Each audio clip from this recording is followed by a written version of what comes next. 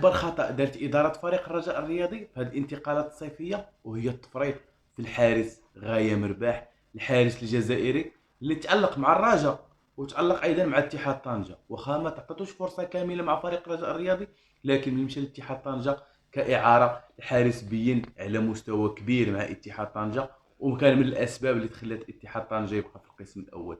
والخطا الكبير اللي دار فريق الرجاء الرياضي ان باع العقد ديالو لاتحاد طنجه، خطا اللي كارثي وغتحمل المسؤوليه ديالو اداره فريق الرجاء الرياضي، علما ان انس زنيتي كيبقى حارس كبير. هذا الشيء هذا ما كيتناقشوش عليه جوج، ولكن انس زنيتي راه كبر في العمر، لاعب الان 33 ولا 34 سنه، اللي اذا ما يمكنش يقدم لك نفس المستوى اللي كان كيقدم لك قبل.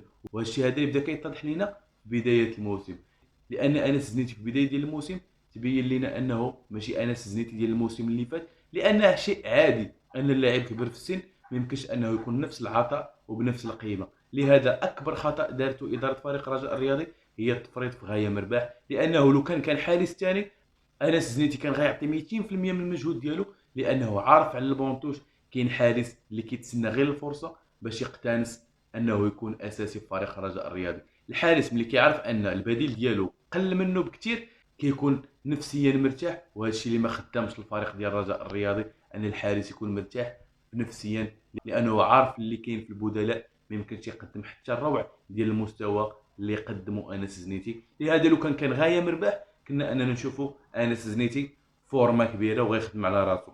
وبعيدا عن هذا ان غايه مرباح باقي صغير في السن، اذا باقي يقدم الفريق الرجاء الرياضي كثير. حارس اللي واعد من الاخطاء اللي دارت اداره فريق الرجاء الرياضي هي التفريط في غايه مرباح، لانه كيبقى حارس اللي ممكن انه يكون بقى غيقدم الفريق الرجاء الرياضي لكثير. خطا فادح وكتحملوا المسؤوليه ديالو، لانكم ما قريتوش بشكل جيد، خصوصا ان الحارس كان باغي يبقى في الرجاء وكان بغى يلعب مع الرجاء، والحارس عبر مرارا وتكرارا انه كيبغي الرجاء وكيبغي الجماهير ديالها.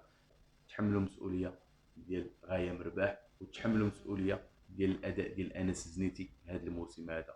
انس زنيتي كيبقى من احسن الحراس اللي دازوا في فريق الرجاء الرياضي، وماشي كنعاتبو في هذا الفيديو هذا، بالعكس انا كنقول انه خطا ديال الاداره اكثر انه خطا ديال الحارس، لان الحارس ما عنده ما يمكن انه يقدم اكثر مما قدمه الفريق الرجاء الرياضي، لان الحارس بدا كيكبر في السن. تلاقاو في فيديو جديد.